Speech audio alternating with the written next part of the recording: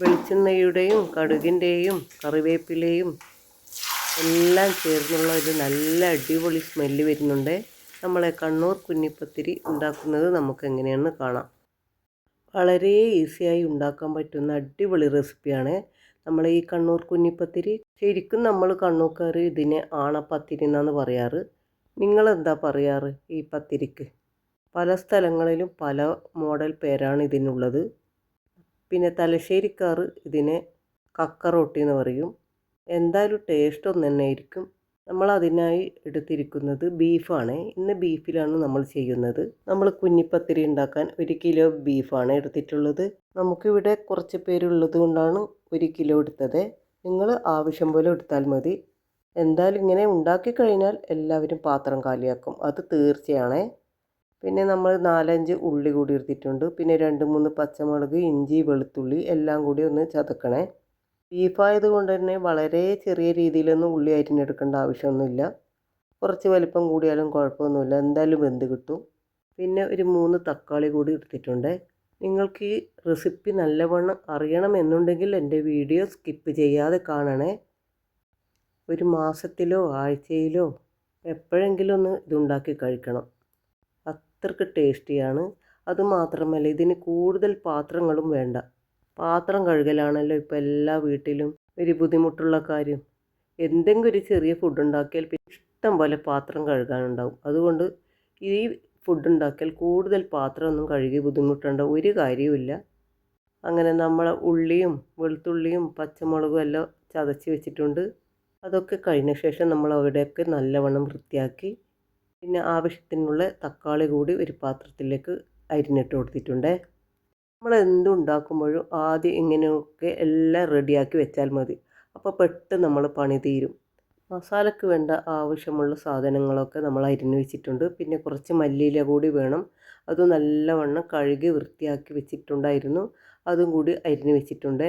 ഇതൊക്കെ ആദ്യമേ നല്ലവണ്ണം കഴുകി വൃത്തിയാക്കണേ. പ്രത്യേകിച്ച് മല്ലിയിലയിലെല്ലാം നമ്മൾ കാണാത്ത പുഴുക്കളുണ്ടാവും.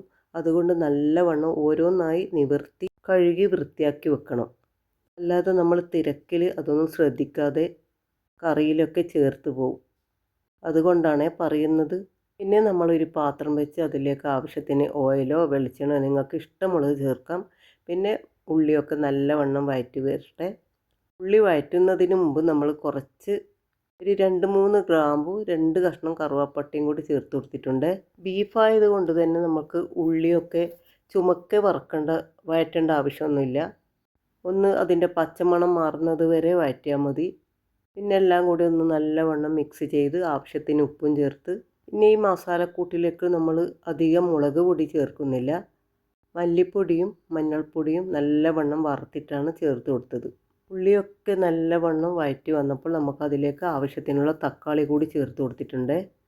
പിന്നെ നമ്മൾ അരിഞ്ഞ് വെച്ച മല്ലിയില കൂടി ചേർത്ത് കൊടുത്തിട്ടുണ്ട്.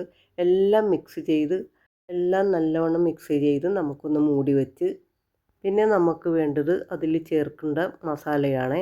അതിനായി നമ്മൾ ഒരു അര ടീസ്പൂണല്ല, ഒരു മുഴുവൻ ടീസ്പൂൺ തന്നെ എടുത്തിട്ടുണ്ട് കുരുമുളക്. പിന്നെ ഒരു 1/4 ടീസ്പൂൺ നല്ല ജീരകം, അതേപോലെ 1/4 ടീസ്പൂൺ മഞ്ഞൾപ്പൊടി, 2 സ്പൂൺ വലിയ സ്പൂൺ തന്നെ എടുത്തിട്ടുണ്ട് മല്ലിപ്പൊടി. പിന്നെ നമ്മൾ പറഞ്ഞല്ലോ ഇതിൽ മുളകൊന്നും അധികം ചേർക്കുന്നില്ല.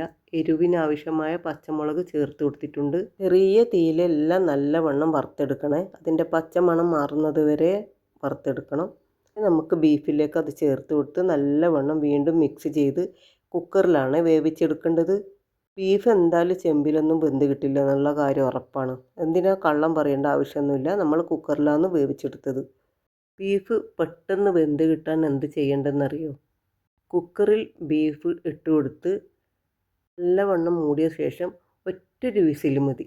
ഒരേ ഒരു വിസിൽ വന്നാൽ പിന്നെ നമ്മൾ ചെറിയ തീയിൽ വെച്ചാൽ മതി. വളരെ കുറച്ച് തീയിൽ വെച്ചാൽ മതി. ഒരു 20 മിനിറ്റ്, കറക്റ്റ് 20 മിനിറ്റ് ആകുമ്പോഴേക്കും നമ്മളെ ബീഫ് നല്ലവണ്ണം വെന്ത് കിട്ടും. നിങ്ങൾ എൻ്റെ ചാനൽ ആദ്യമായിട്ടാണ് കാണുന്നതെങ്കിൽ ഒന്ന് സബ്സ്ക്രൈബ് ചെയ്ത് സപ്പോർട്ട് ചെയ്യണേ. കൂടെ ആ ബെല്ലൈക്കനും കൂടി ഒന്ന് അമർത്തിയേക്കണേ. അങ്ങനെ നമ്മളെ ബീഫൊക്കെ നല്ലവണ്ണം മിക്സ് ചെയ്ത് മസാലയും ഉള്ളിയും തക്കാളിയും പച്ചമുളകും ഇഞ്ചിയും എല്ലാം കൂടി നല്ലവണ്ണം മൂത്ത് വന്നിട്ടുണ്ട്. അതിന് ശേഷമാണ് നമ്മൾ ആദ്യമേ എന്തുകൊണ്ടാണ് കുക്കറിലൊക്കെ ഇങ്ങനെ ചെയ്യാതിരുന്നതെന്ന് പറഞ്ഞു തരട്ടെ. ഇങ്ങനെ വട്ടമുള്ള പാത്രമായാൽ നമ്മളെ മസാലക്കൂട്ടെല്ലാം നല്ലവണ്ണം ഇതിൽ മിക്സ് ചെയ്യാൻ പറ്റും. അതിന് ശേഷം കുക്കറിലേക്ക് ചേർത്ത് കൊടുത്താൽ മതിയേ. അങ്ങനെ മസാലക്കൂട്ടെല്ലാം കുക്കറിലേക്ക് ചേർത്ത് കൊടുക്കുന്നുണ്ട്. അതൊക്കെ നല്ലവണ്ണം ഒന്ന് വെന്ത് വരട്ടെ. നമുക്കിനി പത്തിരി എങ്ങനെ ഉണ്ടാക്കേണ്ടതെന്ന് നോക്കണ്ടേ. നമ്മളൊരു 1 മണിക്കൂർ മുമ്പേ 1 കപ്പ് പച്ചരി വെള്ളത്തിലിട്ട് കുതിർക്കാൻ വെച്ചിട്ടുണ്ടായിരുന്നു. അതൊക്കെ നല്ലവണ്ണം കഴുകി വൃത്തിയാക്കി അതിലേക്ക് ആവശ്യത്തിന് ഉപ്പും കുറച്ച് പെരിഞ്ജീരകമാണ് ചേർത്ത് കൊടുത്തത്. പിന്നെ ഒരു ചെറിയ ഉള്ളി കൂടി ചേർത്ത് കൊടുത്തിട്ടുണ്ട്. പിന്നെ നിങ്ങൾക്ക് വേണമെങ്കിൽ കുറച്ച് തേങ്ങ കൂടി ചേർത്ത് കൊടുത്താൽ നല്ല ടേസ്റ്റ് ആയിരിക്കും. ഇതൊക്കെ നല്ലവണ്ണം മിക്സ് ചെയ്ത് നല്ലവണ്ണം അരച്ചെടുക്കണേ. തരിതരിപ്പൊന്നും ഇല്ലാതെ തന്നെ അരച്ചെടുക്കണം. പിന്നെ അതിലേക്കാണ് നമ്മൾ അരിപ്പൊടി ചേർത്ത് കൊടുക്കുന്നത്. അരിപ്പൊടി ചേർത്ത് കൊടുത്തത് പുഴുങ്ങലരി പൊടിച്ച് വെച്ചതാണ് ചേർത്ത് കൊടുത്തത്.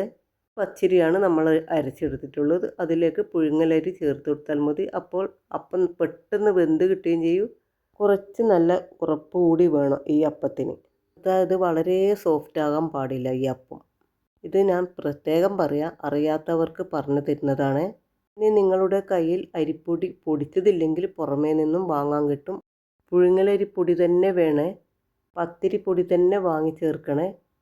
പാലപ്പപ്പൊടി ചേർക്കാൻ പാടില്ല. പാലപ്പപ്പൊടി ചേർത്ത് കൊടുത്താൽ മാവ് നന്നായി കുഴഞ്ഞ് വരില്ല, അപ്പം ടേസ്റ്റും ഉണ്ടാവില്ല. അതുകൊണ്ടാണ് പ്രത്യേകം പറയുന്നത്. അങ്ങനെ നമ്മളെ ബീഫൊക്കെ വെന്ത് വരുന്നുണ്ട്. ഒരു വിസിലടിച്ച് അത് ചെറിയ തീയിൽ വെച്ചിട്ടുണ്ട്. ബീഫൊക്കെ വെന്ത് വരുമ്പോഴേക്കും നമുക്ക് കുഞ്ഞിപ്പത്തിരി റെഡിയാക്കി എടുക്കാം. ചെറിയ ഉരുളകളാക്കി വിരൽ കൊണ്ടൊന്ന് പ്രസ് ചെയ്ത് കൊടുത്താൽ മതിയേ. ഇനി നിങ്ങൾക്ക് എങ്ങനെ വേണമെങ്കിലും ഇത് ചുട്ടെടുക്കാൻ പറ്റും. ചുട്ടല്ല, വേവിച്ചെടുക്കാൻ പറ്റും. അപ്പച്ചെമ്പിലാണ് ഇത് വേവിച്ചെടുക്കേണ്ടത്. ഇത് നമ്മൾ 1 കിലോ ബീഫിനുള്ള അപ്പമാണ് ഉണ്ടാക്കുന്നത്. ഇതൊരു 10-12 പേർക്ക് നല്ലവണ്ണം കഴിക്കാൻ പറ്റും. ഇതിന് കറിൻ്റെ പാത്രം വേറെ വേണ്ട. ഒരു പാത്രത്തിൽ തന്നെ കറിയും പത്തിരിയും എല്ലാം ഉണ്ടാക്കി കൊടുത്താൽ മതി. പണിയും ലാഭമാണ്, എന്നാൽ ടേസ്റ്റും നല്ല അടിപൊളി ടേസ്റ്റുമാണ്. ഇനി നിങ്ങളുടെ വീട്ടിൽ പെട്ടെന്ന് വിരുന്നുകാർ വരുന്നെങ്കിൽ ഇത് ഉണ്ടാക്കി കൊടുത്താൽ മതി. ഇതിൻ്റെ കൂടെ നല്ലൊരു കട്ടൻ ചായ കൂടി ഉണ്ടാക്കി കൊടുത്താൽ വിരുന്നുകാരും ഹാപ്പിയാവും, കൊടുത്ത നിങ്ങൾക്കും സന്തോഷമാകും. ഇത് ഉണ്ടാക്കി കഴിക്കാത്തവർ ഒരിക്കലെങ്കിലും ഒന്ന് ഉണ്ടാക്കി കഴിച്ച് നോക്കണേ. പിന്നെ നിങ്ങൾ ഇത് തന്നെ ഇടയ്ക്കിടയ്ക്ക് ഉണ്ടാക്കിക്കൊണ്ടേയിരിക്കും. നമ്മളെ ബീഫൊക്കെ വെന്ത് വന്നിട്ടുണ്ട്. നമുക്കതൊരു പാത്രത്തിലേക്ക് മാറ്റി ഇപ്പോൾ കാണുന്നത് പോലെയല്ല ഉണ്ടാവുക. ഇത് ഉണ്ടാക്കി കഴിഞ്ഞാൽ നല്ല കുറുകി വരുവേ. നമ്മളതിലേക്ക് വേവിച്ച് വെച്ച പത്തിരിയും കൂടി ചേർത്ത് കൊടുത്തിട്ടുണ്ട്. ഇത് നമ്മൾ കുറേ പേരുള്ളത് കൊണ്ടാണ് ഇത്രയും ഉണ്ടാക്കിയത്.